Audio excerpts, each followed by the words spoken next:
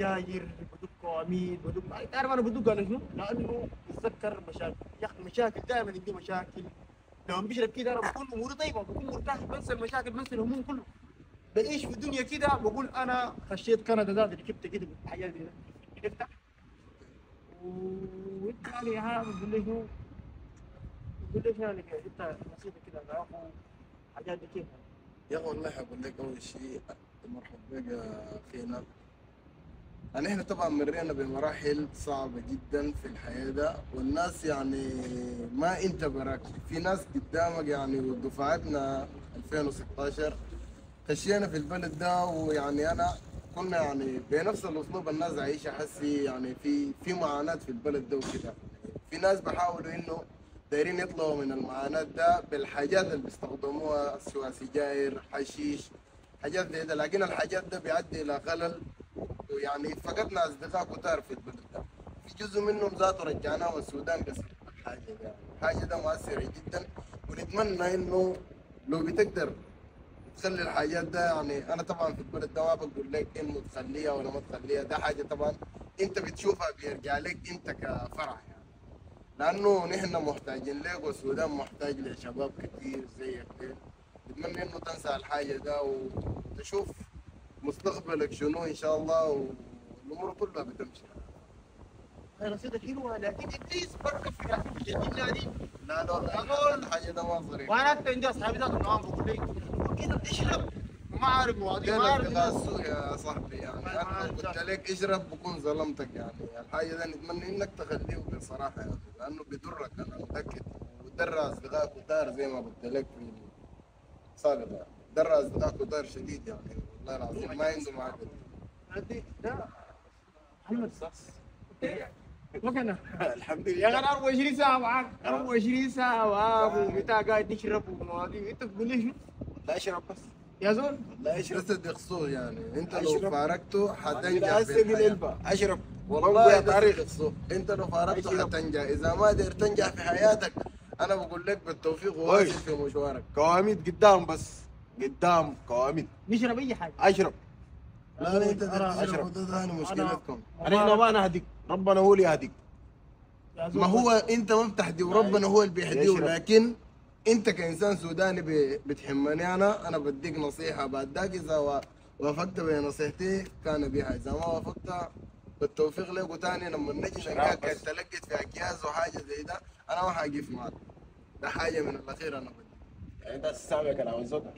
اسمع زول، والله كلامه جميل، لكن انا ابليس بركب في راسي يا زول. يا زول بقول لي اشرب، انا يا زول هموم لو اشرب. بشرب كده زي اشرب. هموم دي نطلع منها كيف؟ تطلع منها.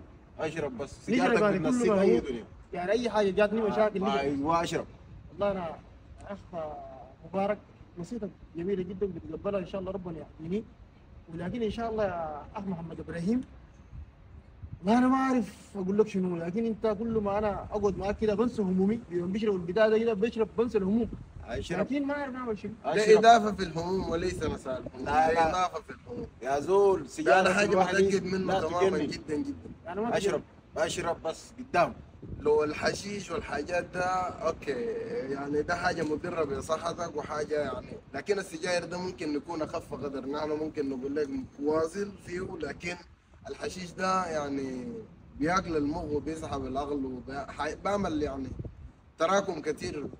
وانت زول لسه عمرك 25 ولا 26 يعني، وعندك اسره محتاج لك في السودان، عندك حاجات كتيره قدامك، وعندك مستقبل قدامك. يعني انت نحن دايرين نرشق رئيس السودان السابق، انت ليش وين بتعمل؟ يا زول؟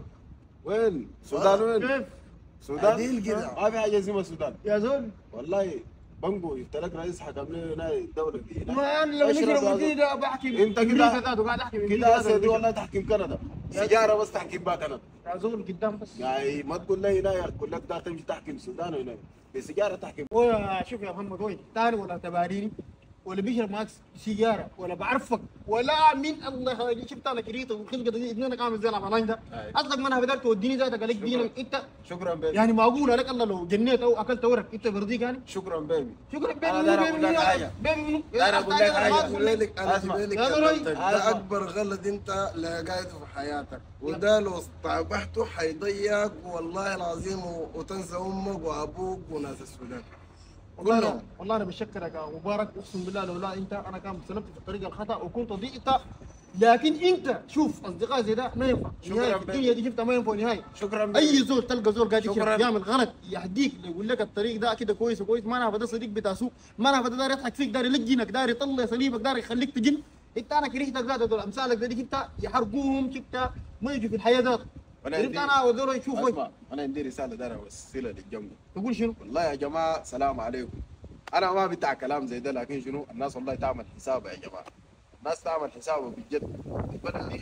البلد دي دايره صبر، والله دايره صبر. الناس تصبر وان شاء الله اي زول عنده مراد ان شاء الله بيتم، لكن بالاستعجال والله ما بيتم. السلام عليكم ورحمه الله. ثم ثانيا اضافه بسيطه للجمهور، يعني انا بتمنى يعني ربنا يوفقكم وتوصلوا بالسلامه، لكن اي زول خش اوروبا سواء اسبانيا ايطاليا نتمنى انه ياخذ الاقامه هناك وبعد ذاك يجينا قدام ليه؟ لانه الحياه بقت صعبه اصلا في اوروبا بصفه عامه في كل الدول الاوروبيه يعني.